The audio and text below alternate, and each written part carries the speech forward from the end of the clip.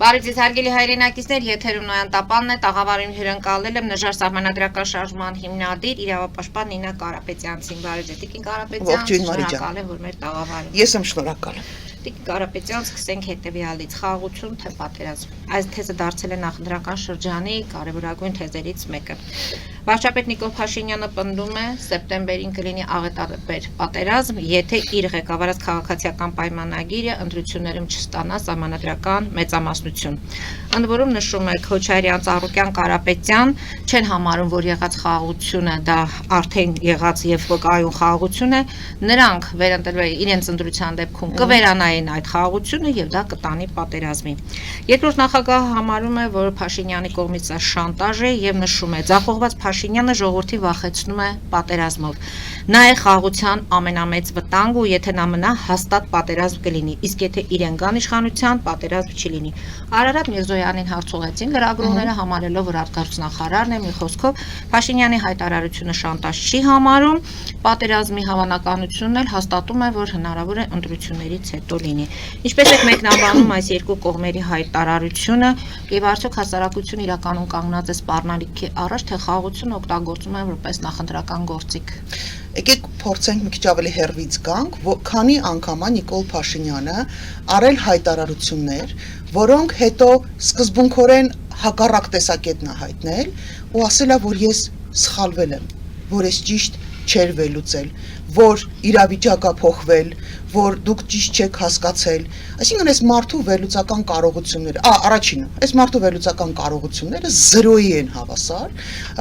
որևէ հիմք չուն, հիմնավորումներ չունեն, զուտ տենց իրավիճակային հանրությունը կամ իր ինչ-որ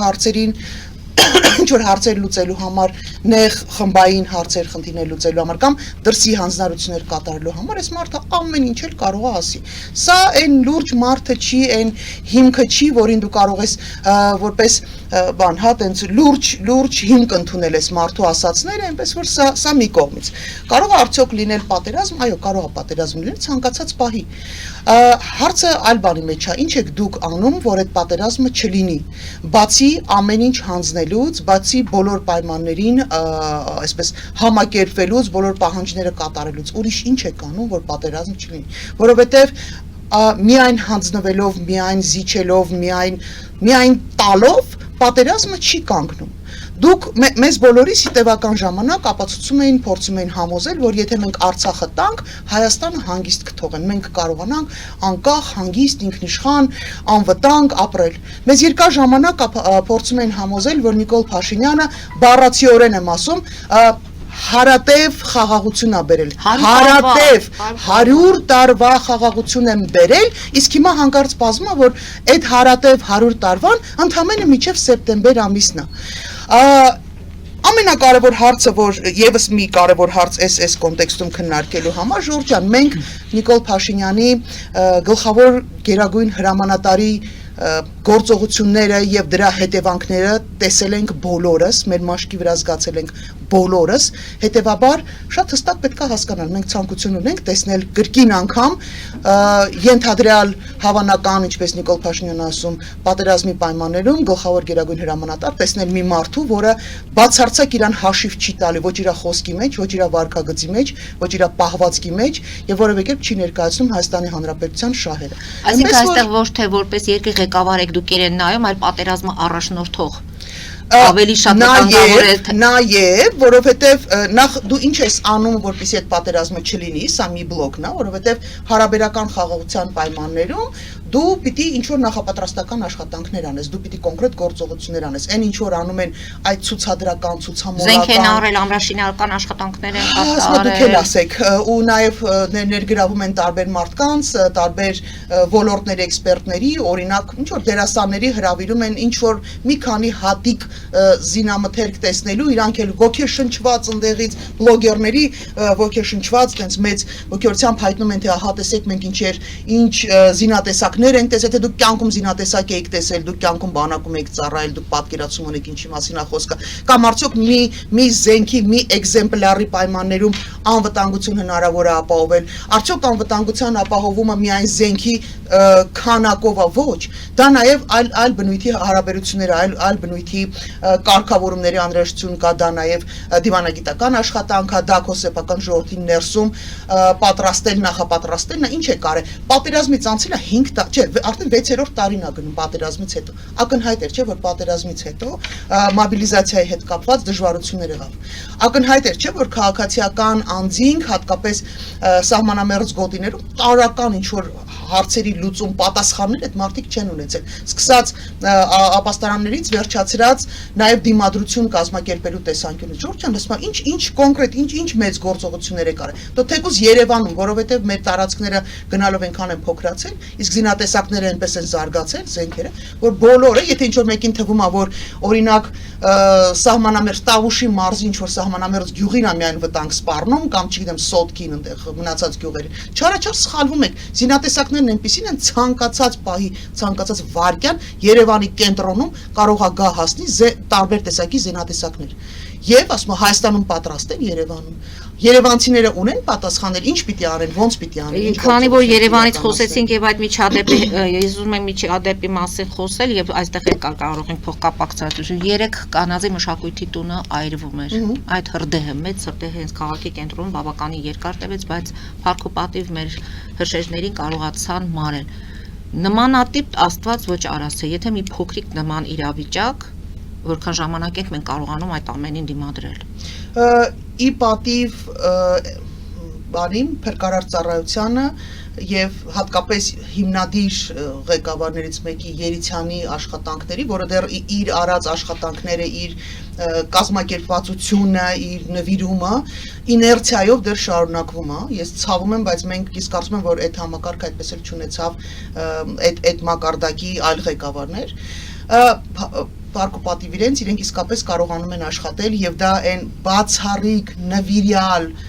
համակարգերն են, որոնք ստանում են, ինչ ասեմ, միզեր, չնչին, ամոթալի ցածր աշխատավարձ եւ աշխատում են ամեն օր գնում են աշխատանքի հասկանալով, որ իրենք կարող են այլևս տուն չվերադառնալ։ Սա այն բացառիկ տեղերից է, որտեղ իսկապես նվիրումը աննկարագրելի է Փրկարար ծառայությունի դեպքում։ Կարող են արդյոք պատերազմական իրավիճակում ծածկել, բարեբախտաբար մենք դեռ չենք ունեցել շատ մեծ ծավալի ավերածություններ եւ ռմբակոծություններ, ու չենք ունեցել առիթ ստուգելու դա, բայց դա միայն իրանց աշխատանքը չի, որովհետեւ միայն հրշեջները, միայն փրկարարները չեն կարող ապահովել այն ամբողջ ծավալը, որի մենք կբախվենք, եթե հանկարծ պատերազմական գործողություններ լինեն։ Դա է պատճառը, որ համակարգված, ընդլայնված, նաեւ քաղաքացիների ներգրավմամբ պրոցեսներին քաղաքացիներին ներգրավելով, բայց դա ուղղակի ներգրավելով չէ, գալիս է ասում կանգնի կողքս չէ, ինքը պիտի որոշակի հմտություններ ունենա, գիտելիքներ ունենա, փորձ ունենա, ինքը պիտի իմանա ով է իր հրամանատարը օրինակի համար, որ ջոկատի կազմում է, կոնկրետ ինչ գործողություններ պիտի ինքը իրականացնի։ Կամ ապաստարանը որտեղ է իրականի քո։ Իհարկե, առնվազն գոնե շարքային քաղաքացին պիտի իմանա երեխաներին ու տարեց մարդկանց ստանում է որ ապաստարանը եւ ինքը որպես չափահաս հնարավորություններ, կարողություններ, գիտելիք, փորձ, 2 ձեռ 2 ոտ ունեցող մարդ գնում է այնտեղ հրշեջի կողքը կանգնի, որ ինչ որ բանով օգնի, բայց ինքը պիտի գիտելիք ունենա, ինքը պիտի իմանա ուր է գնում, հստակ որտեղ է գնում, իրան ով է աշխատանքի բաժանում անում, այնպես չէ, ինչպես մենք բոլորս մենք համախմբվեցինք մեր հետաքրքրություն, մեր հետ բանը առանձնատկություն ինչ է մեր հասարակության բոլոր իրավիճակներում մենք ավելի մեծ ենք տարեկով կհիշեք երկրաշարժի սպիտակի երկրաշարժի օրերին ինչ բացառիկ կազմակերպվածություն կար այն ժամանակ ու ոնց ենք բոլորս ինչ որ ձևի ովքեր մի քիչ տարեկով մեծ էին ներգրաված աշխատանքներ փրկարարական աշխատանքները ովքեր ավելի փոքր են այստեղ ներսում ինչ որ գործողություններ են էլի իրականացնում մենք մեր աչքով ենք տեսել հիմա արդեն քառօրյա պատերազմի ժամանակ այդ կազմակերպվածությունը 44 օրյա պատերազմի ժամանակ, տարբեր տեսակի աղետների ժամանակ, բնական աղետների ժամանակ, ոնց են մարդիկ կազմակերպված գնում, բայց դա չպիտի լինի էնտուզիազմի վրա, հասկանում եք, դա պիտի լինի համակարգված, կառավարվող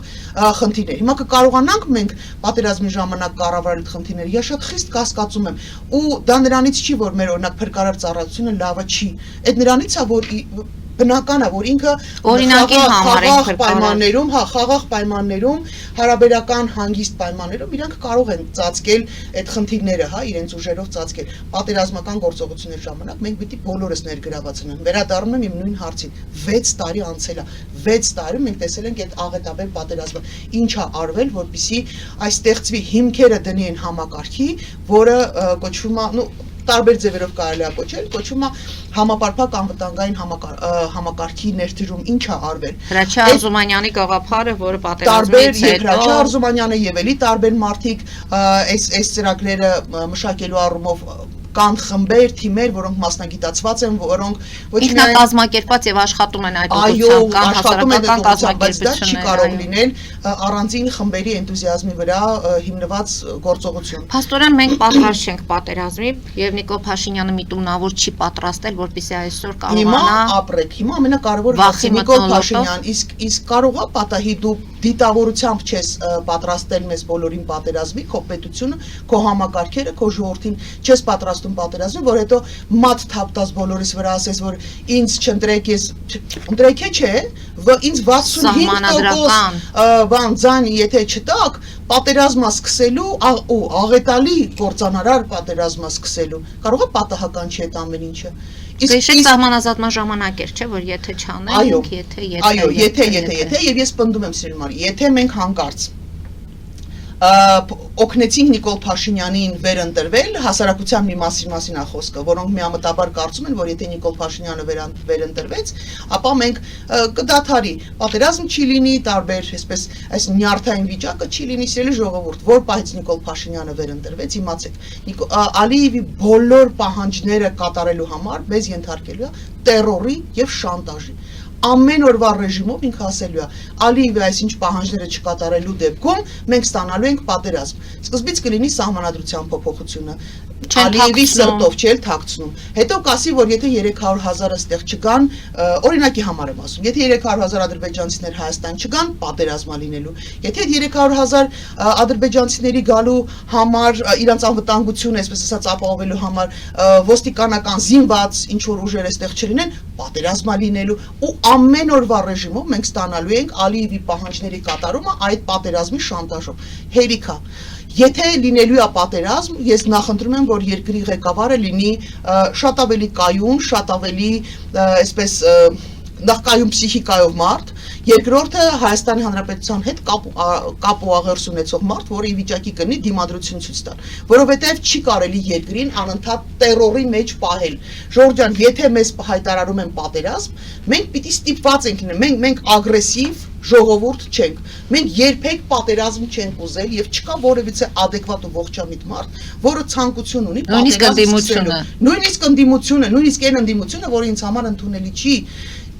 ոչ մեկ չի ասում պատերազմի մասին, բայց եթե քեզ վրա հարձակվելու են, դու պիտի ընդունես այդ մարտահրավերը, դու պիտի այդ հարվածը պահես։ Մի անգամ պետք է այնպեսի զավակների հաշվին, Տիկին Կարապետյանց հարցնում են, իրենք են ասում։ Բոլորիս հաշվին, մեր հաշվին, մեր կռիվը ինչի է, ես ինչի եմ նաև նախընտրել մտել քաղաքականության այս քաղաքական process-ների մեջ, որովհետև ես ամեն անգամ ձեր եթերից, բոլոր եթերերից ասել եմ մի բան, եթե այդ կռիվը չենք տալու մենք, մեր սերունդը, ապա դրա պատասխանը տալու են մեր զավակները։ Եթե մենք իրավիճակը չենք փոխում հիմա, չենք վերցնում այդ պատասխանությունը մեզ վրա, բոլոր բեռերը պատերազմներից միջև, չգիտեմ, հայրենիքի կորուստ, այդ կռիվը տալու են մեր երեխեքը։ Եկեք մի անգամ մեր վրա պատասխանատվություն վերցնենք, ամոթ է։ Այնպես չի, որ մենք վախկոտ սերունդ ենք, այնպես չի, որ մենք կռիվ տված սերունդ չենք, այնպես չի, որ մենք փողոցից միջև պատերազմական գոտիներ կռիվ չենք տվել։ Տվել ենք բոլոր տեղերում էլ կռվել ենք, ու սա այն մեր վերջի հարվածն է, որը պիտի մենք հասցնենք ու կասեցնենք այս process-ները։ Այս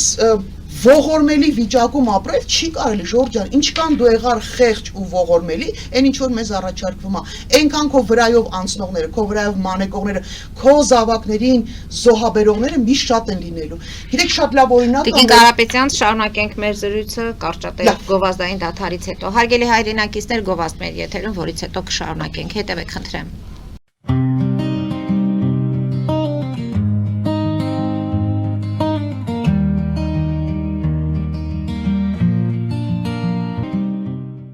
Ֆելիչե ժամանակակից ատամնաբուժական կլինիկա։ Այստեղ հարմարավետությունն ու խնամքն առաջնային են։ Այստեղ կիրառվում են ատամնաբուժական ամենաժամանակակից տեխնոլոգիաներ, ճշգրիտ ախտորոշում, արդյունավետ բուժում, նուրբ փորձառություն եւ անհատական մոտեցում։ Սկսած սովորական մանրուքներից մինչև առաջադեմ ընթացակարգեր, այստեղ դուք գտնվում եք բարձր որակավորում ունեցող եւ փորձառու ատամնաբուժական մասնագետների ձեռքերում։ Մեր բարեկամական եւ հյուրընկալ անձնակազմն այստեղ է յուրաքանչյուր այցը հաճելի դարձնելու համար։ Ֆելիչե, ձեր առողջ եւ ամենաերջանիկ շպիտը սկսվում է այստեղից։ Եկեք եւ բացահայտեք նորարարության փորձագիտության եւ կարեկցանքի կատարյալ համադրությունը։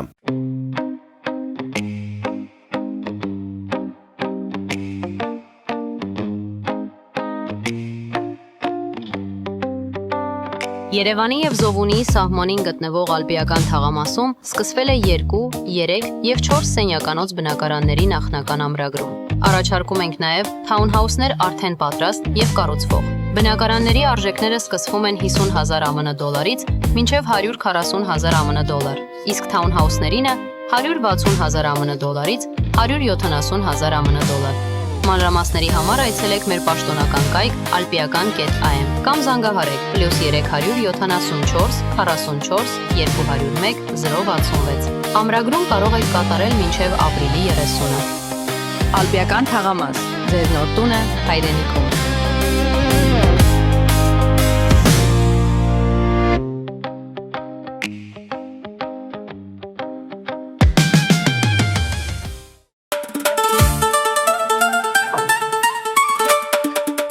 Երևանն եք ուղարկում։ Օթանավով։ Երևանն են ուղարկում։ Ստեղ ուղարկում են, Երևանում ստանում են $1.99 Սենսացիա։ Այ սենսացիան է սա։ Ծրիա։ Իսկ ավտոմեքենաները կարող եք ուղարկել անհավատալի ցածր արժեքներով։ Նավով վճարում եք 1 արկղի համար, 2 արկղել անվճար։ Ասեք, Աշոտ դա ուղարկել։ Ապրիլի 1-ին ազգային տեխնիկային թատրոնում կկայանա հեղինակային երգի բարեգործական երեկո։ Այս անգամ երգանները հավաքվել են ի աջակցություն Հուսո տուն բարեգործական կենտրոն հիմնադրամի։ Ամերիկի ընթացքում դուք կարող եք ունկնդրել Ռուբեն Հախվերդյանի, Երևանի ոսկյաշուն, Էդուարդ Զորիկյանի, Մուրացկանին, ֆանականին, ճգնավորին միանձնոհուն Արմինե Հայրապետյանի,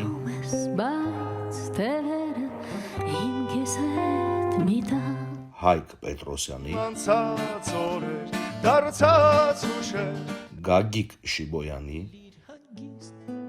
Կյանքի ճամփով միշտ Արեգ Նազարյանի սուտանկերը մարդից կորած իրական եւ Վախթանգ Հարությունյանի կատարումները Ժամանակին արեգակից չրակի լույս փոքրիկ վառը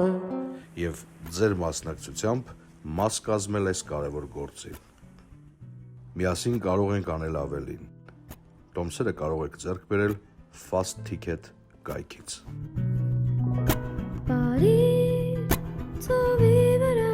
Jackpot հագուստի խանութը երկրորդ մասնաճյուղն է բացել Գլենդելի սրտում, որտեղ կարող եք ձեռք բերել եվրոպական եւ ամերիկյան ընտիր հագուստեղեն, կոշկեղեն, աքսեսուարներ, պայուսակներ ամենահարմար արժեքներով։ Նաեւ կարող եք ցանկացած ապրանք պատվիրել եւ ձեռք բերել կարճ ժամանակում։ Jackpot-ի Գլենդելի հասցեն է 1135 North Pacific Avenue, հեռախոս 818 813 2252։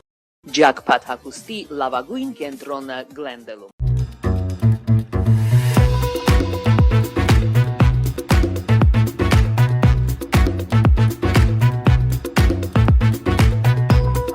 Արարատ ռեստորան, ընտանեկան եւ ընկերական ժամանցի լավագույն հասցե, սիրված արտիստներ, հյուրընկալ մթնոլորտ, հարուստ ճաշացան, անմահական խորտիկներ։ Արարատ ռեստորան, հասցեն անփոփոխ, սիրով սպասում ենք ձեզ։ Լավագույն պաղպաղակ, բնական, համեղ եւ մատչելի գներով պաղպաղակը կարող եք ձեռք բերել բոլոր հայկական խանութներում։ Պահանջեք հայկական պաղպաղակ, Թամարա պաղպաղակ։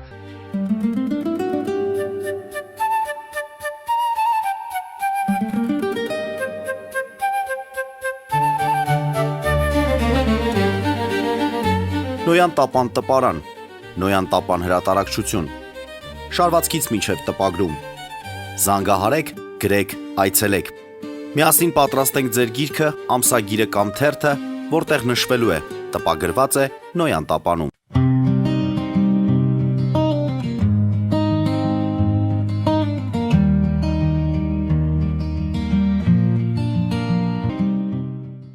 Արգելի հայրենակիցներ, Նոյան տապանը եթերում է եւ հիշեցնեմ, որ իմ հյուրն է Նժար սահմանադրական շարժման հիմնադիր իրավապաշտպան Նինա Կարապետյանցը։ Տիկին Կարապետյանց, եթե փորձենք հիմա մեր այս եզրույթը խաղաղություն թե պատերազմ, ըստ ձեզ խաղաղություն եւ պատերազմ կլինի որ դեպքերում։ Ամեն դեպքում մենք դեռ չգիտենք։ Ես հաստատապես վստահաբար կարող եմ ասել, խաղաղությունը գալիս է այն ժամանակ, երբ դու պատրաստ ես ինքդ քեզ պաշտպանելու, երբ դու պատրաստ ես կանգուն մնալու, քո իրավունքները պաշտպանելու։ Այդ պարագայում միայն եւ բացառապես միայն այդ իրավիճակում է, որ դիմացինը 1000 անգամ մտածում է գալ քեզ վնաս տալու, թե կարելի է քեզ հետ պայմանավորվել։ Ցավալի է, բայց խեղճի, որփի, այդ գլուխը խուզած որփի կարգավիճակով որոշ մարդիկ կարծում են, որ որոշ խմբեր թիմեր կարծում են, որ հենց այդ վարքագիծն ու այդ պահվածքն է, որ քեզ դարձնում է անխոցելի, մտածում են դե թույլ է, հետը ինչ կռվես, չէ, թույլ է եւ քո հաշվին լուծում են տարբեր հարցեր։ Մենք այս ձեր եթերում ենք 1000 անգամ խոսել տարբեր երկրների, այդ թվում օրինակ արևմտյան երկրներին, երբ մեղադրանք էր հնչեցում, ասում էին, բա ինչի են օրինակ աջակցում, հա, ինչի են սատարում այս process-ներին, եթե դա արդար չի, եթե դա ազնիվ չի, եթե դա չգիտեմ ինչ չի։ Ժողովուրդ ջան, մեծ խաղացողներին պետքա որ այս տարածաշրջանում, ամբողջ տարածաշրջանում լինի խաղաղություն։ Ու եթե կա մեկը, որը պատրաստ է զիջել իր իրավունքները, այդ մեծ խաղացողների մեջ Ռուսաստանի Դաշնությունն էլ է մտնում։ Բոլորը եւ Ռուսաստանի Դաշնությունը, եւ Միացյալ Նահանգները, եւ Եվրոմիությունը, բոլորը մտնում են մեծ գլոբալ իմաստով խաղացողները, իրենց համար ամենակարևորը հետեւյալն է, որ այս մեծ կտորի վրա լինի խաղաղություն։ Հիմա դադիվանքը կլինի այս կողմում, թե այն կողմում, չգիտեմ, ասեք, Գանձասարը կլինի այս կողմում, թե այն կողմում, Արցախը կլինի այս կողմում, թե այն կողմում, գլոբալ իմաստով կամ չգիտեմ, անգամ Հայաստանը, Սյունիքը կլինի այս կողմում, թե այն կողմում, գլոբալ առումով իրանց բացարձակ հետաքրքիր չի։ Ու եթե դու քո շահերը չես ներկայացնում, քո հետաքրքրությունները չես ներկայացնում, որևէ մեկը քո համար թուրը չի վերցնելու գնա անգնի սրա նրա ջանին, ասի գիտես արդար չի։ Ինչը արդար չի ասում, իրա համար ամեն ինչ արդար է։ Իրանց համար կամ մեծ պլան, ծրագիր, որը նշանակում է, որ տարածաշրջանում լինի խաղաղություն։ Ու դու ես պատրաստ Հայաստան ամեն ինչ զիջել, ամեն ինչ տարածքից մինչև իրավունքներ, դու ես պատրաստ զիջել։ Ճակատդ էլ պաչեմ, ինչ ես ուզում, քո օրվա իշխանություններն են դա պատրաստ անել։ Արարատ Միրզոյանն ասում է խաղաղությունը փոխշահավետ պետք է լինի, չէ՞։ Իհարկե փոխշահավետ, ասում եմ փոխշահավետությունը ստեղ ինչումն է, որ Նիկոլ Փաշինյանին սատարում են վերարտադրվելու հարցում, իսկ մենք զիջում ենք մնացած բոլոր հարցերը, հա, իրանք ձեռք են բերում մեր իրավունքներից հրաժարումը, մյուս կողմը, հա, մեր հայցերից հրաժարումը, մեր տարածքային ամբողջականության խախտումը, այդ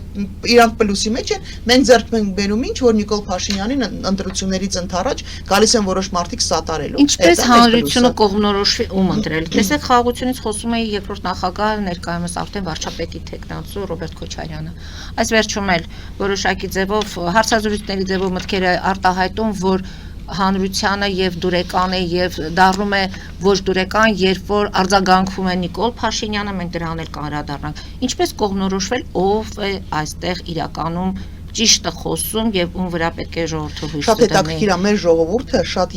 ասում Օղորմի Գալուս Սահակյանին, ասում էր ես ձեր բոլորի մերկությունը տեսել եմ, մոտապես sense մի հատ ֆրազա էր ասում, ժողովուրդ ջան, մեր ժողովուրդը տեսել է բոլորի կառավարման ժամանակները։ Անշուշտ կար ժամանակ, երբ ավելի հարաբերական անդոր էր խաղաղություն, դա էլ խաղաղություն կոչել չէր կարելի։ Արցախը մերն էր։ Բազմաթիվ այլ բենեֆիտներ, պլյուսեր ունենք մենք, բայց շատ կարևոր է այստեղ մի հատ խոսք էլի, ասում այն ինչ որ տեղի ունեցավ, այդ թվում նաև Նիկոլ Փաշինյանի իշխանության գալը եւ նաև վերընտրվելը 21 թվականին, դա ձեր մեղքի բաժին այնքան մեծ էր այդ ամեն ինչի մեջ։ Ձեր իշխանության, ձեզանից զզվելու ինչ ասեմ, աստիճանը այնքան բարձր էր, Այսինքն ընտրապայքարի մեջ մտող ներկայիս, բայց նախկինների մասին է խոսքը։ Եվ 21 թվականին Նիկոլ Փաշինյանը փառահեղ ձևի օգտագործեց նախկիններ ներկաներ, ու մեր հասարակությունը իսկապես այն աստիճանի չէր ուզում նախկիններին վերադարձ, ոչ թե գնաց ընտրելու, ոչ թե ընտրեց Նիկոլ Փաշինյանին, այլ չընտրեց նրանց, ովքեր որ դաշտում կային։ Հիմա էլ կա այդ վտանգը։ Ես կարծում եմ, որ պիտի լրիվ հաշիվ տան, որոշ մարդիկ ու խմբեր պիտի լրիվ իրանց հաշիվ տան, որ իրենց ներկայությունը ընտրությունների ժամանակ ցավոք սրտի օգնելու է Նիկոլ Փաշինյանին որոշակի տոկոս ձայներ ավել հավաքի, որովհետև այդ մտավախությունը, երբ որ ամեն անգամ եթերում տեսնում են մարդկանց, ում հասարակությունը արդեն մերժել է, ցավում եմ, բայց հասարակության մի մասը այ ձեր չվերադարձի համար գալիս է ընտրելու, կարող է գնալ ընտրել Նիկոլ Փաշինյանին։ Հատկապես այդ կոնտրաստը շատ լավ երևում է Ռոբերտ Քոչարյանի պայմաններում, որովհետև Ռոբերտ Քոչարյանն է, որ իր դեմքով է գալի ընտրությունների, ինքն է որպես առաջի դեմք հանդես գալի։ Նախկին իշխանությունների ղեկավարներից որևէ մեկը իր դեմքով ընտրություններին, առայժմ գոնե պարզ է, որ Լևոն Տեր-Պետրոսյանը չի մասնակցելու, Սերժ Սարգսյանը, չգիտեմ, դժվար եմ պատկերացնում, դեռ ժամանակ կա, կարծում եմ հայտարարեմ, բայց ինձ թվում է այնքան ողջամտություն կունենան, որ սեփական առաջի դեմքով չեն հանդես գա, որովհետև իսկապես այդ հակադրումը, այդ հակասությունը հասարակության մեջ, այդ վանելը չեն ուզում տեսնել, լավ հասկանում են, տարբերությունը որն է նախորդ իշխանությունների եւ Նիկոլ Փաշինյանի։ Նիկոլ Փաշինյանը զգում է ժողովրդի նյարդը, ներվը եւ կարողանում է տիեզերական մասշտաբի բանով, արդյունավետությամբ օգտագործել այդ ներվը, այդ մարդկանց զգացումները ու կարողանում է նաև օգտագործել իր այն հատկությունը, որ ինքը տոտալ ստախոս է, տոտալ, ու իր համար խնդիր չի հետո կանգնել ասել, որ մենք դե սուտ եմ ասել, դե խաբել եմ, կամ լավ չեք հասկացել, կամ իրավիճակն է փոխվել, կամ ես ճիշտ չեմ հասկացել, կամ դուք չեք ճիշտ հասկացել։ Ռոբերտ Քոչարյանն ասում է, անլրջացնում է ընտրական process-ը եւ ժողովուրդը այստեղ ունի արդեն ընտրություն, կանգնած է ընտրության առաջ լուրջ եւ անլուրջ առաջնորդի, ինչ կասեք այս։ Հետաքրքիր է, որ ասում եմ ամեն եթերում ինչ որ մի կերպար են չէ վերցնում, կան ստուդիաներ, որտեղ օրինակ մենակ Սամվել Կարապետյանի անունն է, ինչու այսօր բանի բենեֆիսն է, Ռոբերտ Քոչարյանի բենեֆիսն է։ Ես ինչու եմ իրեն հետ կապում այս ամենը, քանի որ այս հայտարարությունից հետո այս նույնիսկ հայտարարում է Ռոբերտ Քոչարյանը, որ էժանագին շոուներ է անում Նիկոլ Փաշինյանը։ Դե բաներ կա, որ ճիշտ է ասում, բայց եկեք ցածից է խոսում, ուտելուց են խոսում եւ այսօր Ռոբերտ Քոչարյանը դարձել է Երանի մենակ խոսար, որովհետեւ ինչ որ ինքը անում է այդ ուտելու ձևը, այդ ամեն ինչի նշաձողը իսկապես իջեցնում է։ Իմ հարցս ինչին է վերաբերվում, որ քաղաքական դիսկուրսը իրականում վերածվում է շոուի, թե ոչ։ Այո, որովհետև Նիկոլ Փաշինյանը քաղաքական դիսկուրսում այդ հարթակում ասելիք չունի, խոսք չունի, միտք չունի, գաղափար չունի, եւ Նիկոլ Փաշինյանը, ինչպես ասացի, այդ մանիպուլյացիաների, միայն այդ մանիպուլյացիաներով նա բնազդի մակարդակի իջեցրած, հա, հազար ներողություն, բայց անասնային բնազդի մակարդակի իջեցրած մանիպուլյացիաներով է, որ կարողանալու է ինչ-որ մարդկանց հասնել։ Դա վախն է, դա սովն է, այսինքն այդ ուտելը, անասնային վախը, որը բնազդի մակարդակ, վիրավորելու եմ իմաստով չեմ ասում, դա երևույթը այդպես է կոչվում, հա, որտեվ մի քանի վախեր ունի մարդը, հա, գործելու համար մի քանի բնազդներով է առաջնորդվում, որոնցից երկուսը շատ փառահեղ ձևով կարողանում է Նիկոլ Փաշինյանն օգտագործել։ Եվ անշուշտ, երբ որ դու փորձում ես իրան բերել քաղաքական դիսկուրսին, դե բան չունի ասելու։ Նախ այն խոստումները, որոնք քաղաքական առաջնորդի վարքագիծը, ինչ եք խոսում, ինչ քաղաքական առաջնորդ չկա նա չի եղել քաղաքական առաջնորդ, նա ուղղակի կարողացավ այդ հեղափոխական ալիքի վրա գալ եւ իշխանության հասնել, քաղաքական առաջնորդություն մարդը երբեք չի ունեցել, քաղաքական խոսք ու միտք երբեք չի ունեցել, այլ խնդիրը որ հեղափոխությունները ենթադրում են, որ առաջի փուլում առնվազն գալիս են այն մարդիկ, ովքեր առաջնորդել են հեղափոխությունները, ինչ որ մի քանի գործողություն անելուց հետո հեռանում են, որպեսզի տեղը, եթե նպատակները, այսպես ասած, բարի են, եթե նպատակները պետությունը շենացնելն է, փոփոխություններ, հեղափոխական փոփոխություններ բերելն է, բայց չէ Նիկոլ Փաշինյանը եկավ տեղավորվեց որ տարին է 7-րդ, 8-րդ տարին է եկե տեղավորվել է Սերժի կոստյումի մեջ է փառահեղ զգում ու եթե Ալիևը պահանջ չներկայացներ ոչ էլ այդ սահմանադրություններ փոխելու Նիկոլ Փաշինյանը բանից էր խնամի ծանոթ բարեկամներից էր բողոքում բոլորը իրան լոյալ իր թաթիկները համբյուրող պաշտոնյա չեղավ բանի չեն նշանակի, հա, պաշտոնների չեն նշանակի։ Հանկարծ մեկը համարձակվեց կես քայլ դուրս գալ պարոն Փաշինյանի պատկերացումներից, տեղում լավագույն պարագայում շպրտում են պրոբկի նման դուրս, վատագույն պարագայում տանում են կալանքի են տանում։ Բայց հիմա ենք վստահ, որ իրենք արկղները չեն լցնելու եւ դաբրոներ այստեղից այնտեղից չեն ստանալու, ժողովուրդն է իրենց ընտրելու։ Տիկին Կարապետյան, որտեղից այս վստահությունը, տեսեք մարզային այցերն ենք մենք դիտում, ամբողջ կառավարական այդ կազմով Նիկոլ Փաշինյանը, ընդ որում ես ասեմ հանրության կարծիքը, հանրությանը դա դուր է գալիս, որ նախարարներին այսպես ասած առաջ է բերում եւ ասում է հարցերին պատասխանեք, դա ինչ է ցույց տալիս։ Դա այն պոպուլիզմի, տիեզերական մասշտաբի պոպուլիզմի դրսևորումներից մեկն է եւ իհարկե մարդկանց դուր է գալի, բայց մարդիկ պիտի իմանան, սա մոտավորապես այդ նույն բանն է, նման է, գիտեք ինչի ասում, այն մի ժամանակ կար, որ գալիս էին ասում էին այս 5000-ը կամ այս 10000 դրամը վերցրու ու գնաս կընտրես, դա այդպես էին ձևակերպում։ Հիմա գալիս է ընտրություններին ընդառաջ նախարարին դեմ է տալի, ասում է դե հələ մի հատ էս հարցին պատասխանի, իսկ ընտրություններից իսկ միջև ընտրությունները Ժորժ ջան հարց եմ տալի 8 տարի է այդ ձեր հարցերին ինչի պատասխան չի եղել։ Ձեր բարձրացրած խնդիրները հոհենտ այդ րոպեին չհայտնվեցին այդ հարցերը, պարզա չէ որ միջև այդ ունեցել եք այդ նույն հարցերը, որոնք այդ թվում նաև վերջի 8 տարվա կտրվածքով չեն լուծվել։ Այս մարդիկ չեն արձագանքել։ Իրանք շոուի տիեզերական իսկապես կարողանում են շատ լավ կազմակերպել, դա այն հարցն է, որը Նիկոլ Փաշինյանի ձեռքից ոչ ոք չի կարող վերցնել եւ որևէ մեկը չի կարող փոխարինել։ Հիմա հասարակությունը ինչպես պիտի կարողանա կողմնորոշվել, ես կարծում եմ, որ մենք դեռ շատ քիչ ժամանակ ունենք վերջնական պատկերը ստանալու համար, այդ պահից սկսած ես կարծում եմ հասարակությունը կունենա այլ ընտրանք, ես վստահ եմ դրանում կունենա այլ ընտրանք, որովհետև եթե չի ուզում ընտրել նրանց, ովքեր որ ումից հիասթափված է, ումից, չգիտեմ, չի հավատում, չի վստահում, ես համոզված ասում եմ, որ մենք հասարակությանը առաջարկելու ենք էլի այլ ընտրանքներ, այլ տարբեր ֆորմատներով այլ ընտրանքներ ենք առաջարկելու, այնպես որ մի փոքր էլ համբերություն ունեցեք։ Համբերություն կունենանք, եթե խաղաղություն ունենա երաշխավոր, այս թեզն էլ է առաջնորդվում։ Իսկ ինչ ասում Նիկոլ Փաշինյանը, խաղաղությունը ժողովրդին է, այս ձեռք բերված խաղաղություն, ինչ որ մեկին գտնում է, որ գա անպայման տեր կանգնի։ Տեսեք, խաղաղությունը դա կոմպլեքս գործառույթ է։ Խաղաղությունը ունի մի քանի բաղադրիչներ։ Դա եւ զենքն է, այսինքն քո բանակն է, քո բանակի կարողություններն է, քո բանակի քանակն է։ Դա քո հասարակության, այսինքն քո ներսում քո ժողովրդի պատրաստվածությունն է,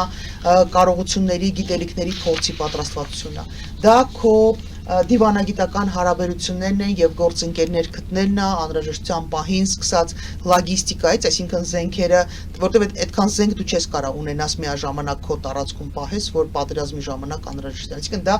հարևանների հետ որոշակի պայմանավորվածություններն են, դա բարեկամ երկրների հետ հարաբերությունների խորացումն է, դա քո տնտեսության զարգացումն է, դա քո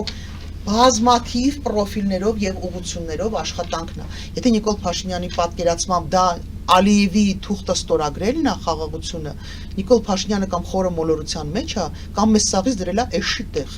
Հետևաբար ժողովուրդ ջան, թուղթ ստորագրելով խաղաղություն ցավոք չի լինում։ Երանի թուղթ ստորագրելով խաղաղություն լիներ, հաստատելու հնարավորություն լիներ։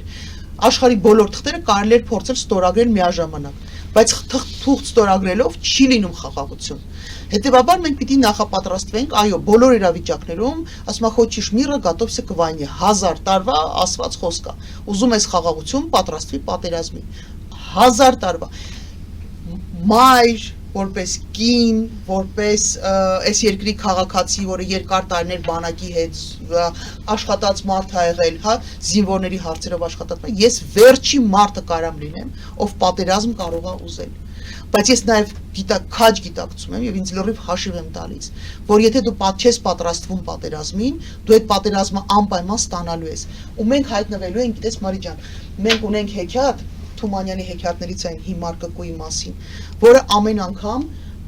պարցիոնի զոհաբերումը մի քանի հազար իր զավակներին։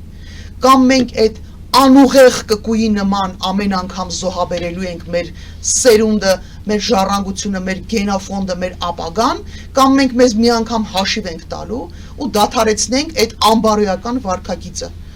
Մենք մեր ձագերի պաշտպանելու համար պիտի ձեռնարկենք բոլոր հնարավոր եւ անհրաժեշտ միջոցները։ Այլապես մենք դառնում ենք այդ տասնյակ տարիներով, հարյուրամյակներով շարունակում ենք ապրել այդ հիմար եւ անուղեղ կկույի վարքագիծ ենք դրսեւորում։ Վախենում ենք ասենք, որ հələ մի րոպե դու հասկա ոնց թե սարը իմն է, ոնց թե ծառը իմն է, բայց մենք նոր ենք վերադառնում մեր ինքնությանը, ինչպես ասում է Նիկոլ Փաշինյանը, հրաժարվում ենք Ստալինյան սապոգից եւ հայրենասիրության մոդելից։ Երեկ էլ այդ մասին խոսեցինք եւս մեկ նոր բացահայտում։ Սիրելի Մարի, Նիկոլ Փաշինյանը գլուխ պատով է տալիս։ Մեր ինքնությունը անձնական վիրավորանքներ, անձնական վիրավորանք չի, լավ, ուրիշ հարմար բառ ասեք ասում եմ։ Ում ոնց հարմար է, թող տենց հարմարացնի։ Մենք մեր ինքնությունը երբեք չենք կորցրել։ Մենք այն ժողովուրդներից ենք, որը ցեղասպանություն ա վերապրել, շատ ծանր ցեղասպանություն ա վերապրել եւ ինքնությունը չի կորցրել։ Մենք այն ժողովուրդն ենք, որը շումերներից ու բաբելոնից ասորեստանի թագավորությունից միջև այսօրը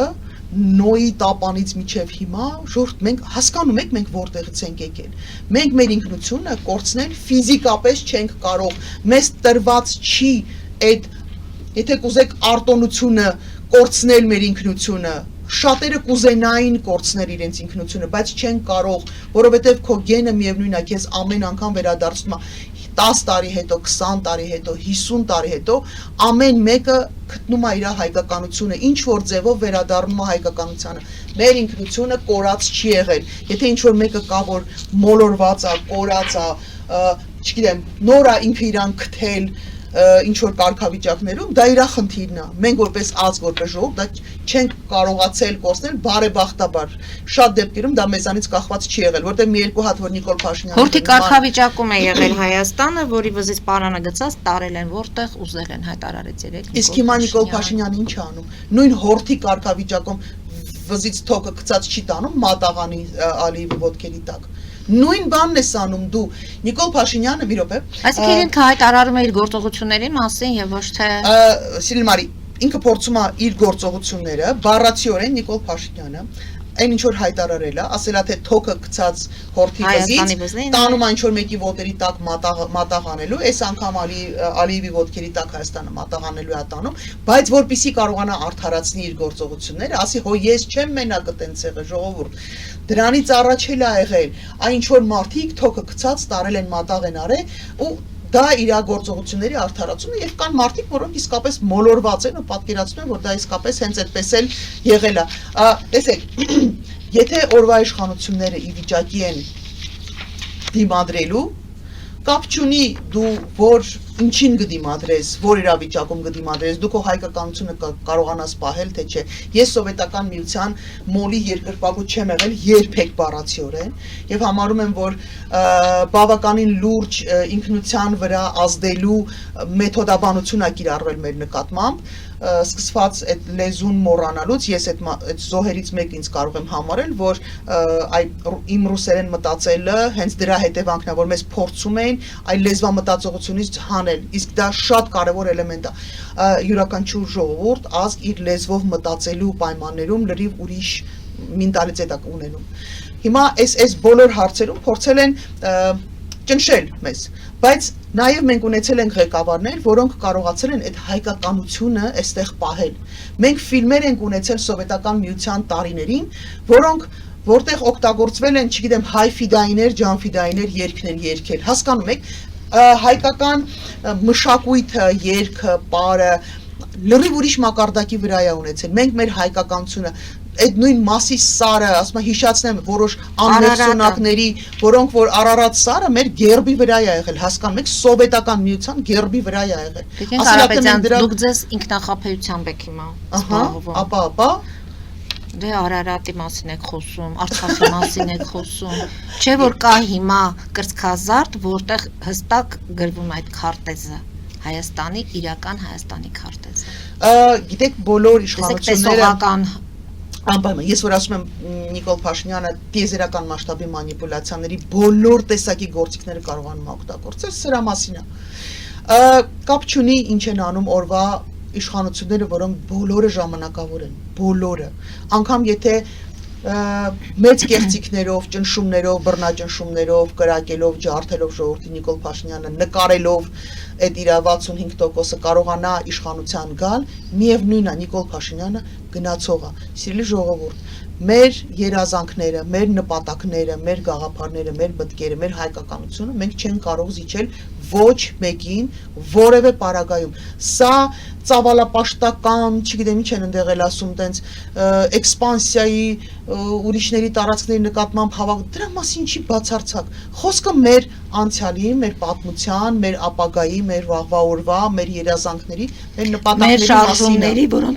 որոնք հիմա վտանգավոր է շարունակել մեր շարժումները, օրինակ Ղարաբաղյան շարժումը։ Դա Նիկոլ վտանգավոր է, Փաշինյանի որտեղ համար կոնֆլիկտային է, պատերազմ է բերելու մեր հռչակագիրը։ Նիկոլ Փաշինյանի Նիկոլ Փաշինյանի համար ամեն ինչ հայկական է, ամեն ինչ հայկական պատմության հետ կապված ունի, մեր նախնիների անցյալի եւ մեր ապագայի հետ կապ ունի, վտանգ է ներկայացնում, որովհետեւ Նիկոլ Փաշինյանը շատ հստակ պատկերացում ունի կամ հրահանգ ունի իրականացնել կոնկրետ տեսակի, որակի եւ բովանդակությամբ քաղաքականություն, որը հայկականության հետ, հայկական պետականության հետ կապ չունի։ Դա այլ երկրների հետաքրքրությունների եւ ոչ միայն Թուրքիայի եւ Ադրբեջանի նորից կան երկրներ, որոնք հետաքրքրված են ավելի լայն իմաստով այստեղ տեսնել հանգիստ, խախանդ, տենց էլի անփորձանք իրավիճակներ եւ իրանց համար բացարձակ տոտալ իմաստով, բացարձակ միևնույնն է, այստեղ ինչ կլինի։ Այ մեր խնդիրները, մեր վասալը կլինի։ Բացարձակ հետաքրքիր չի։ Իրանց հետաքրքիրը լայն իմաստով մեծ կոմպլեկտացիայով։ Դեմ այդ կոմպլեկտացիայի մեջ հայկականությունը ոտնահարված կլինի, մեր խաչքարերը ինչ որ մեկը կփորձի յուրացնել, մեր տառերը ինչ որ մեկը կփորձի յուրացնել, մեր եկեղեցիները, ինչ որ միտեղ մի կրոնակ իրանց պատկերացումով ինչ որ կրոնական կազմակերպություններ մեր պարագայում հայարակելական Սուրբ եկեղեցու վրա ոտնձգություններ կլինեն, թե չի, բացարձակ at slovo совсем իրանց դա հետաքրքիր չի։ Հիմա այս ամեն ինչի կրողն ու պահապանը մենակ մենք ենք, հասկանում եք, մենք որպես հասարակություն, որպես ժողովուրդ։ Ու ամեն անգամ մտցնել աչքներս ասել, «Էդ ում հաշվին եք անում, մեր հաշվին ենք անում»։ Այ ես իմ հաշվին, ինքս իմ հաշվին եմ դա անում, պատրաստ եմ դա անել, որովհետև ես համարում եմ, որ ես պարտավորություն ունեմ։ Այն ինչ որ ես ստացել եմ որպես ժառանգություն իմ նախնիներից, սկսած մեր պատումներից, մեր լեգենդներից, մեր էպոսներից միջև ռեալ հողի վրա առարկայական այն ինչ որ ստացել եմ ժառանգություն, ես պարտավոր եմ A պահապան լինել, B փոխանցել հաջորդ սերունդներին, գոնե չնվազեցված։ Հիմա մեզ ստիպում են, որ ամեն ինչից հրաժարվենք ու հաջորդ սերունդին փոխանցենք Նիկոլ Փաշինյանի բուրըն ֆանտազիաները հայկականության հետ կապ չունեցող ինչ որ բաներ, հա, տենց գեղեցիկ փաթեթավորված ինչ որ մտքեր ու գաղափարներ։ Ոչինչ պիտի չլինի հայկականությունից, ոչինչ պիտի չլինի այնպիսի բաներ, որոնք մեր հարևաններին կարող են սենց սրտնեղվելու առիթ տան։ Ժողովուրդ ջան, մենք հարևաններ ունենք, որոնք հավերժ մեզանից դժգոհ են լինելու։ Ինչ ենք անելու։ Անընդհատ տենց կռացած, անընդհատ համաձայն ենք լինելու, որ մեզ ցեղասպանեն, թե գուցե դիմադրություն ցույց տան։ Միգուցե մի անգամ կանգնենք, ասենք՝ մի րոպե, ինչ ես անում։ Միգուցե փորձենք բացատրել, որ տենց չի կարելի։ Դրսի խաղացողներին միգուցե բացատրենք, որ լավ եք անում, որ ստեղ հետաքրքրություն ու շահ ունեք, շատ լավ է, բարով եք եկել, բա այդ հետաքրքրության դիմաց մենք բան չունենք ստանալու։ Եկել եք ստեղ լավ եք արել, բարով եք եկել, վաղուց ձեզ սպասել ենք, բա ասում եմ այդ գործարքի մեջ, ասում եմ, բան չունի, հայկական կողմը բան չունի ստանալու, թե մենակ տալու ունի։ Եթե դու չես ասում, իսկ ով է որոշում ստանալն ու տալը։ Սիրելի, եթե դու չես ասում, որ դու պահանջ ունես ներկայացնելու, որ դու ունես քո կարմիր գծերը, եթե դու ունես քո հարցերն ու խնդիրները, քեզ ոչ մեկ քո այդ հաշվի չի նստելու։ Եկեք շատ մի հատ պարզ օրինակ բերեմ, այս վերջերս մարդիկ կան, որ խրտնել էին նրանից, որ վիդիտիլին ինան համարձակվել էր ասել, որ տարբեր արևմտյան կողմը չի կարող Հայաստանի հաշվին, միայն Հայաստանի հաշվին, մեր իրավունքների, մեր ազատությունների հաշվին, այստեղ ինչ որ process-ներ իրականացնի, հանրության հաշվին, ինչ որ մի խմբակի, հանուն ինչ որ մի խմբակի, ինչ որ տենց բան նեղվել են, ասում են, բանին դրսից փողը արևմտյան ֆինանսավորն դոնորներ հետ աշխատելա ու հիմա համարձակվում է տենց բան ասի, հա ժողովուրդ ջան, տենց լինում է։ Տենց լինում է, որ դու կարող ես ֆինանսավորվել, բայց քո ֆինանսավորողներին ասել այս ինչ բանը Հայաստանում չի կարա լինի, որովհետև դա հայկական շահից չի բխում։ Այդպես եղել է այն ժամանակ, երբ որ ես եղել եմ, զբաղվել եմ իրավապաշտպան գործունեությամբ եւ այո, ես ֆինանսավորվել եմ Արևմուտքից եւ ես ունեցել եմ խիզախություն ասել, որ օրինակ Ամուլ Սարի հարցում ինձ մի եկեք ինչ որ հարցեր տվեք։ Ամուլ Սարը չպիտի աշխատի, որովհետև դա վտանգ է մեզ համար։ Նույն ֆինանսավորող դոնորներին ես ասել եմ Ժորժյան, օրինակ այս ինչ քրեական գործերով մենք մասնակցելու ենք, շարունակելու ենք մասնակցություն ունենալ, ձեզ դուր գա թե դուր չգա, որովհետև այս ինչ մարդկանց իրավունքները կոպտագույն ձևի խախտվում են։ Կտակ փողը, չեք տա փողը, դուք գիտեք ձեր հարմարությանը ու իրանք շարունակել են ֆինանսավորել, որոշ պարոնայք եւ տիկնայք բերաներից փրփուր գնացող կամ մարդ, որը ստացել է ֆինանսավորում, բայց խիզախություն է ունեցել, սիրուն բառ չի, բայց ասում եմ ընդունված ասել, տղամարդկություն է ունեցել, կանգնի ասի, ես ձեր պատվերով սազանդարը չեմ, ես ձեր պրոպագանդիստը չեմ լինել, ես ձեր անձնական օգտագործման իրը չեմ, որ բանը, ինչ անա, գրանտ ստանամ ու մոռանամ, որ ես այդտեղ հայրենիք ու պետություն ունեմ, խելագարվել եք։ Այդ սկզբունքով էլ հիմա մասնակցում եք ընտրությունների։ Հենց այդ նույն սկզբունքով մասնակցելու եմ ընտրությունների եւ հետեւողականորեն գնալու եմ այն ծրագրերի ու պրոյեկտների հետևից, որոնք մենք առաջարկում ենք եւ հիշեցնեմ հանրությանը, որ մենք ախտորոշել ենք խնդիրները եւ հիմնական երկու խնդիրները մեր խորին համոզմամբ այս երկուսն են եւ ամեն օրվա ռեժիմով դրանում համոզվում ենք։ Առաջինը, որ կառավարման մոդելը պետությունը կառավարելու մոդելը հնարավորություն է տալիս ցանկացած մեկին գալ ու դառնալ միանձնյա կառավարիչ ու այսենց անբարոյական բոլոր իրավիճակներում անպատասխանատու հակահայկական գործունեություն իրականացնել ու ձեռքը բռնելու տարբերակ ուղղակի չկա, չի նախատեսում այս սահմանադրությունը ձեռը բռնելու տարբերակ։ Մի հատ իմպիչմենտ կա, այն էլ այնքան է բարդեցված համակարգը, որ դու չես կարողանում դա իրականում կյանքում իրագործել, եթե փողոցում մարդիկ հավաքված չեն։ Այդ փողոցում մարդիկ հավաքվեն, այդ իմպիչմենտը sense թե առանց իմպիչմենտի կարանք էլի փողոցից անենք շպրտենք դուս։ Եվ երկրորդ տարբերակը դա քաղաքական, հատկապես քաղաքական էլիտաների բացակայությունն է, որովհետև մարդիկ կան գալիս են, նենց սիրուն են խոսում, նայում ես, ասում ես, քեֆդ բերում, ասում ես, ինչ խելոք գրագետ տղա է, բայց ինքը էլիտա չի հասկանում եք, ինքը իր վրա պատասխանատվություն չի կարողանում վերցնել, ինքը չի կարողանում գրանտ ստանալուց դոնորին ասի ես գրանտ չեմ ստացել, որ քո բաները, հրահանգները կատարեմ, ես գրանտ եմ ստացել, օրինակ երիտասարդներին ժողովրդավարության մասին լեկցիաներ կարտելու համար, բայց ես պարտավոր չեմ կատարել գործողություններ, որոնք իմ պետության, իմ հայրենիքի, իմ ժողովրդի դեմ են ուղղված, այդքան ոչ էլիտա են այս մարդիկ, ու այդ մարդիկ հավակնում են գիտական միտք լինելու, հավակնում են ինչ որ ազդեցություն ունենալու, ցավում եմ, այս երկու խնդիրները լուծելու հետևից ինան գնալու է միջև հաղթական պայքարը, որովհետև սա Նինայի պայքարը չի, սա Նինայի կռիվը չի, սա Նժարի կռիվը չի, սա մեր թիմի կռիվը չի, սա մեր պետության համար կռիվ արինելու։ Մենք պիտի դնենք հիմքեր պետությունը, որ միանձնյա չկառավարվի եւ ձևավորենք էլիտաներ, սա մեզանից յուրաքանչյուրի սրբազան պարտքը պիտի։ Բայց Նժարն էլ միայնակ չի կարող գնալ դրան։ Այո, չի կարող գնալ եւ մենք փորձում ենք տարբեր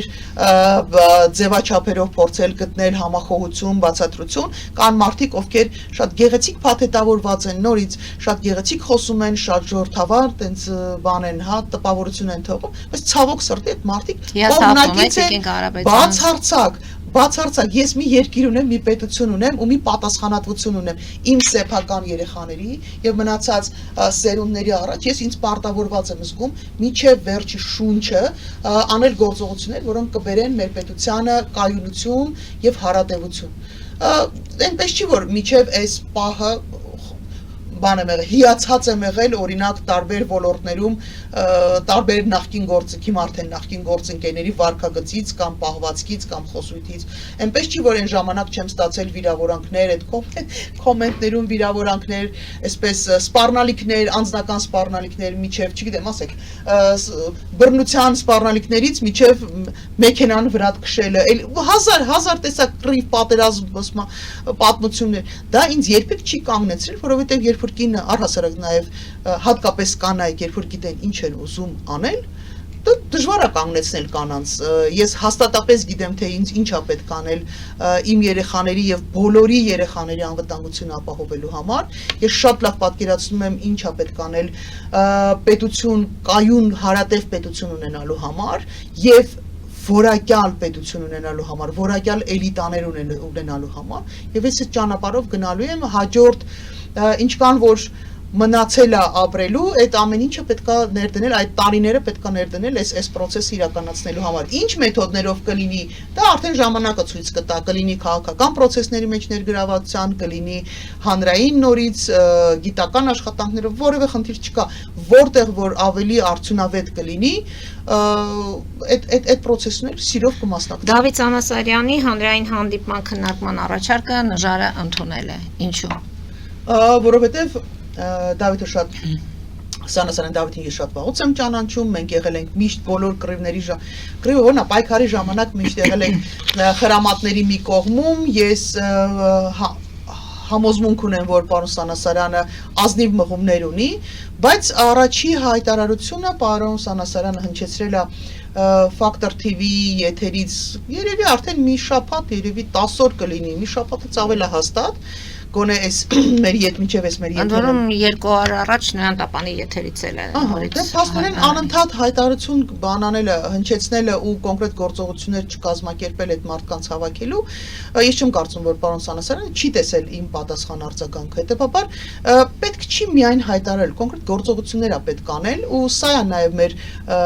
ընդդիմության խնդիրը, որ պետք չի խոսել, Ժորժ ջան, ասում ինչքան խոսել ենք հերիքա համախմբման առաջ, կոնկրետ գործողություններ, մնացել է ընդամենը մի ամիս, մնացել է ավարտական այդ փուլին հասնելու համար, որովհետև ամսի ապրիլի 13-ից 23 ընկած ժամանակահատվածում պիտի գրանցում արդեն արվի, հա, պիտի գրանցվեն ցուցակները, ու մինչև այդ պահը պետք է հասկանանք ինչ ենք անում։ Իսկ եթե մինչև այդ պահը տենց ուղակի եթերից եթեր պետք է հայտարարվի, որ եկեք համախմբենք թիմով առաջարկ, չգիտեմ ինչ, կամ պարոն Սանասարյանը մեզ օրինակ չի տեսնում այդ համախմբման մեջ, դե ինչ ասեմ, էլի տարբերակ է, դա ինքը չի դադարում իմ լավ ընկերը լինելուց, բայց հավանաբար այլ ֆորմատ է։ Բայց չէ, որ դուք Հայաստանի ինքնիշխանությունը կասկածի տակ չդնող ուժերից եք։ Նա հենց այդ ուժերին է։ Ավելին ասեմ, ոչ միայն կասկածի տակ չդնող ուժերից ենք, մենք այն ուժերից ենք, որոնք գտնում են եւ համոզմունք ունեն, որ մենք այդ ինքնիշխանությունը պիտի պաշտպանենք, եթե պետք լինի, նաեւ այո, զենքով պիտի պաշտպանենք այդ իշխանությունը։ Ի տարբերություն նրանց, ովքեր որ պատրաստ են նվնվոցով, լացելով, վիզը ծռելով բանա, հա, փորձել պաշտպանել, մենք պատրաստ ենք նաեւ հարված ընդունել, կռիվ տալ այդ բանի համար, ինքնիշխանության համար։ Տիկին Կարապետյան, որ ուժերի հետ չեք համագործակցի։ Տեսեք, արդեն ասպարեզում ինչ որտեղ նշмарվում են, ակնհայտ են, պարզ են։ Այս ամենահետաքրքիր մասն է հարցի, որովհետև տեսեք, կան համագործակցության տարբեր ֆորմատներ։ Ընտրությունների գնալու հարցում կան ուժեր, որոնց հետ մենք չենք մի ցուցակով օրինակ չեն գնա։ Որովհետև ակնհայտ է, որ մենք չունենք ընդհանրություններ։ Ակնհայտ է, որ մեր պատկերացումները պետության կառավարման հարցում, այդ թվում նաև այդ իշխանությունը տարանջատելու, հա, միանձնյա կառավարում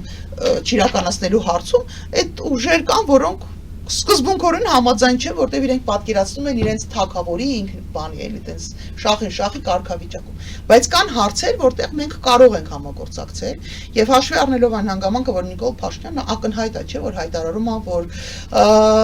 ամեն ջանք կգործադրի, որպեսզի ինչ որ պրոյեկտներ իրականացնի, օրինակ ինչ որ մարդկանց վերաբերյալ,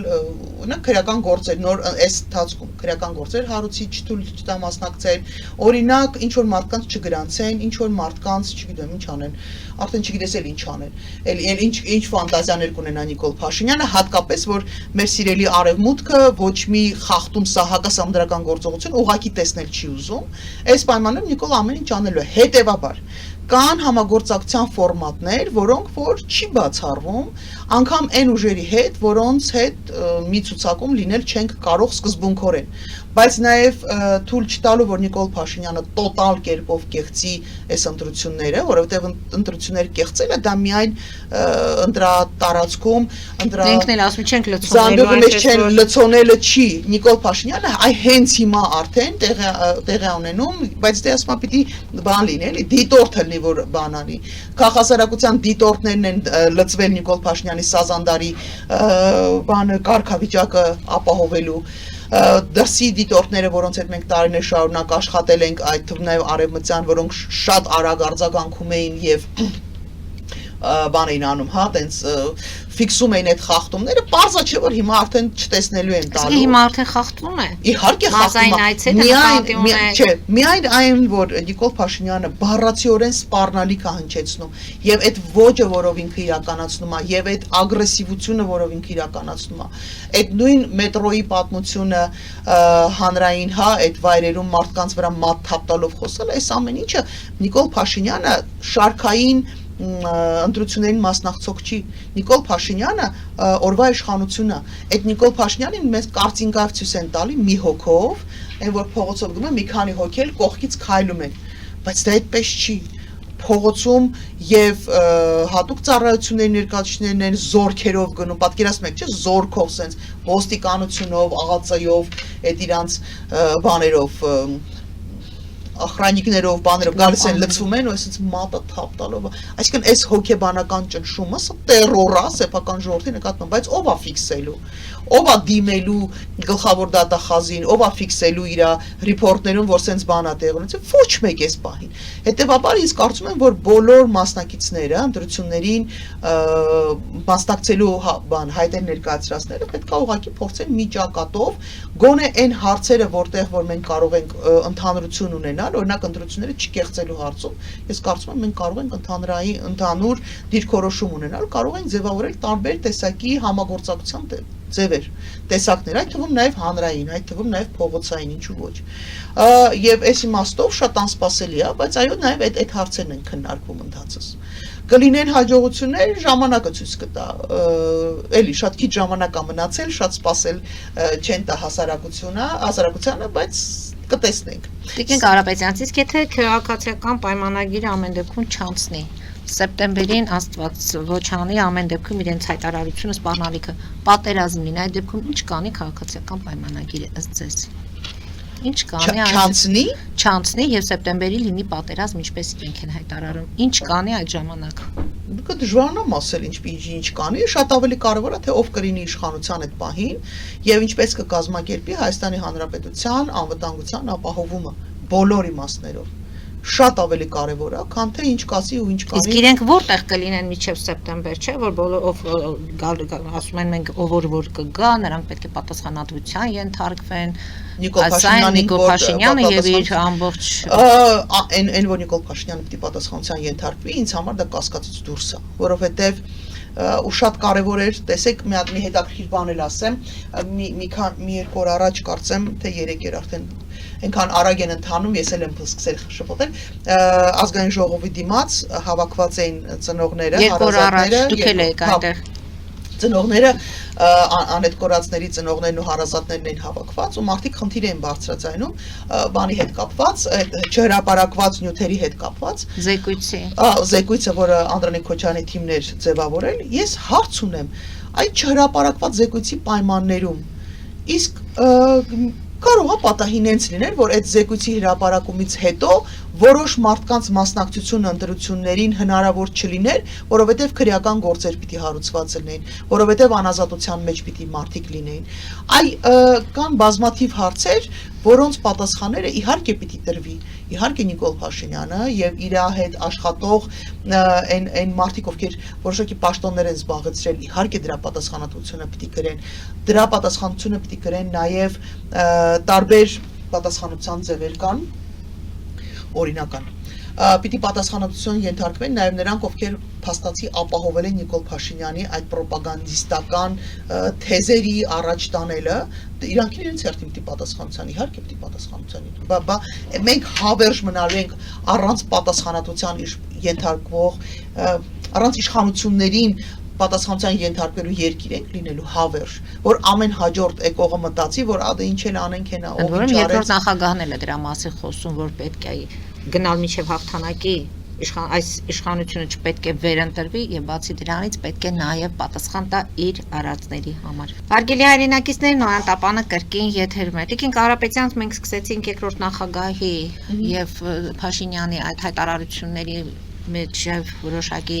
համադրություններ դնելով ամեն դեպքում եթե ամփոփենք այսօրվա Պատասխանատվություն լավ է որ երկրորդ նախագահը համարում է որ մարդիկ իշխանությունները պիտի պատասխանության ենթարկվեն իրենց արածների համար ափսոս որ երկրորդ նախագահը չի խոսում նաև անձնական պատասխանության մասին ափսոս որ նախորդ իշխանություններից նախորդ նախագահներից ոչ մեկը չնշեց իր ներողություն չխնդրեց հասարակությունից նախ եւ առաջ ներողություն խնդրել ժողովրդից հասարակությունից իրենց գոնե որևէ սխալի համար այդքան խիզախություն չունեցան եւ մի կարեւոր բան էլ Ռոբերտ Քոչարյանը իշխանություն վերցնելու հնարավորություն չունի այն դրամաբանությամբ որով որ հիմա ինքը առաջնորդվում է բանը ոչ Նիկոլ Փաշինյանը կարա միանձնյա իշխանություն վերցնի ոչ էլ Ռոբերտ Քոչարյանը կարա գա իշխանության այսինքն այդ 51%-ը ինքնուրույն իրենց թիմով հավաքել չեն կարող այնպես որ պատասխանության ենթարկելու հարց չեմ կարծում որ տենց եթե դա վրեժխնդրություն է նրա դիմաց որ նաև ինքնա ժամանակին պատասխանության process-ներ անցկացրել, ես չէի ուզենա, որ որևէ process այդ վրեժխնդրության հիմքով լիներ։ Պատասխանատվություն կրելու հիմքով, այո, վրեժխնդիր, որևէ մեկից վրեժխնդիր լինել որևէ բանի համար, կատեգորիկ կերպով ոչ ես կդեմ եմ դրան։ Մենք լսենք մեր հեռուստադիտողին։ Լսում ենք ձեզ, դուք եթերում եք։ Լսում ենք ձեզ։ Հարգելի հեռուստադիտող, իջեցրեք հեռուստացույցի ձայնը եւ մեզ հետ խոսեք հեռախոսով։ Լսում ենք ձեզ, դուք եթերում եք։ Այո, բարև ձեզ, Տիկին Պետրոսյան, այո, բարև ձեզ, Տիկին Կարապետյան, ողջունում եմ ձեզ հեռավոր գրանդելից։ Տիկին Կարապետյան, ես լիովին համաձայն եմ Փաշինյանին արված այդ բոլոր քննադատությունները, կկվի պահը, բայց որպես Միացյալ Նահանգների քաղաքացի ես ցանկանում եմ, որ Հայաստանի հասարակությունը ճիշտ գնահատի արևմուտքի շահերը, արևմուտքի վերաբերմունքը, քանի որ շատ է տարածված ռուսական նարատիվը։ Ես անձամբ ոչ մի դրվագ չեմ տեսել, երբ արևմուտքը ցանկանում է ձեզ հրաժարվել ձեր մշակույթից եւ պատմությունից։ Հիշեցնեմ, Ֆրանսիայի դեսպանը դրեց Արարատի նկարը Twitter-ում, J.D. Vance-ը պնդեց, որ դուք քրիստոնյա ազգ եք,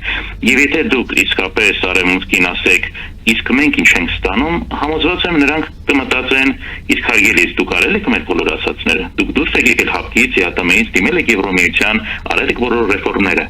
Բայց հատկապես իմ հարցը, կոնկրետ հարցը ձեր մի արտահայտության մասին է, որ արևմուտքին մեկ է Սյունիքը այս կողմ կլինի թե այլ կողմ։ Հարցս հետևյալն է, այդ դեպքում ինչու արևմուտքը 3 տարի առաջ այնպես արեց, որ Սյունիքը մնա Հայաստանի գերիշխանության ներքո եւ չանցնի Ադրբեջանին։ Հիշեցնեմ, 3 տարի առաջ դուք ասում եք ջերմուկը։ Արևմուտքը կարող էր թույլ տալ, որ Ադրբեջանը վերցներ, հետո խաղաղություն հաստատվեր, պայմանավորվեին Ադրբեջանի հետ, նա ուներ նավթ եւ այլն։ Բայց նա դա չարեց, ուղարկեց Եվրադիտորդներին եւ 3 տարի չի եղել գետ մեկ ներխուժում։ Սա հնարավոր է ամեն դեպքում, Տիկին Կարապետյան, որ արևմուտքի համար միևնույն չէ։ Միգուցե նրանց շահերից է բխում, որ Հայաստանը լինի տարածքային ամբողջականությունը Հայաստանի իշխանության ներքո, միգուցե քանի որ դուք դեմոկրատական եք եւ քրիստոնյա Պարզապես դուք պետք է անեք մի բան, որպես հասարակություն, կողմնորոշվեք դեպի արևմուտք եւ դուրս գաք Ռուսաստանից իրից եւ անցնեք արևմուտքի հետ այդ դաշնակցության եւ մերձեցման։ Հնարավոր է որ դա է, այլապես ինչու նրանք թույլ չտվեցին, որ Ադրբեջանը վերցնի Սյունիքը։ Դուք ձեր հարցում շնորհակալ եմ հարցի համար, դուք ձեր հարցին պատասխանեցիք ձեր հարցի մեջ, հարգելի դիտորդ, потому что ներողություն, որովհետեւ իսկ միգուցե հետաքրքրություններ ու շահեր ունեն,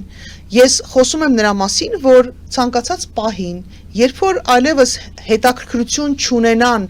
ինչպես որ օրինակ երկար տարիներ շատ համբերատար եւ հանդուրժող էին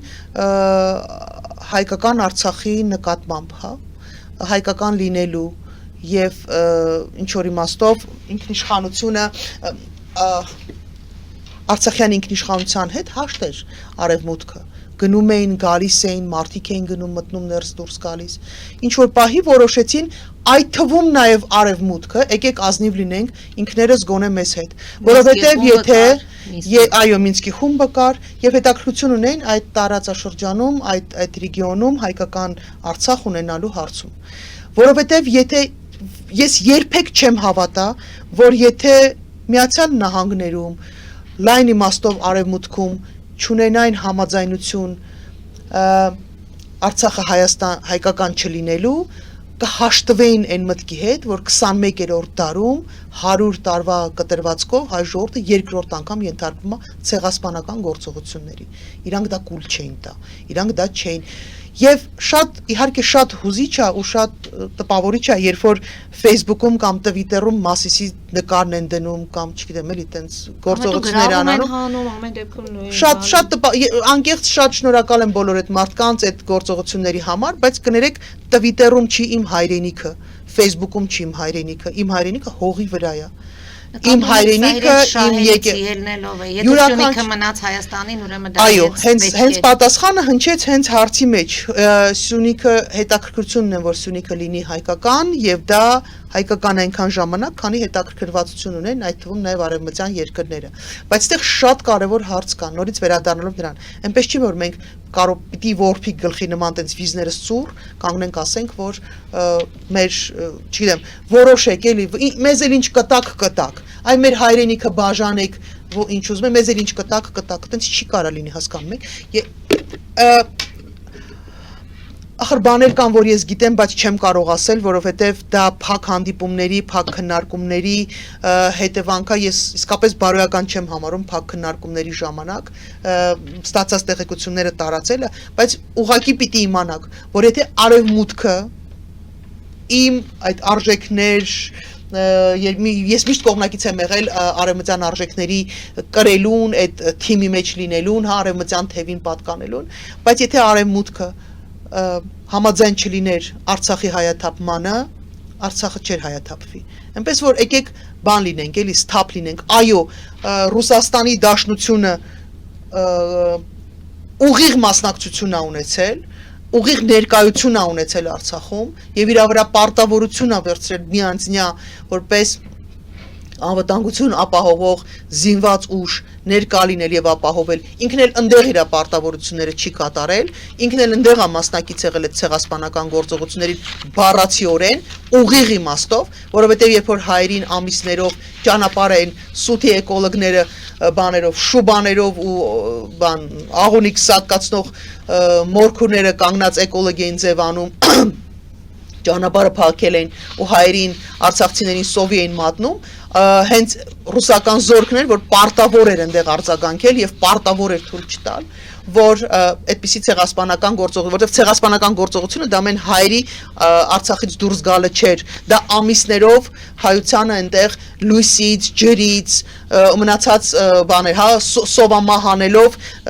պահելներ եւ հետեւաբար ես վստահ եմ, որ եթե արևմուտքը նպատակահար մարտկներ հայտարարեց, որ ՀԱՊԿ-ն հենց առաջնորդեց մեզ դեպի սպանդանոց ՀԱՊԿ-ն։ Նիկոլ Փաշինյանը, եկեք չքննարկենք էլի այդ մարդը ընդհանրապես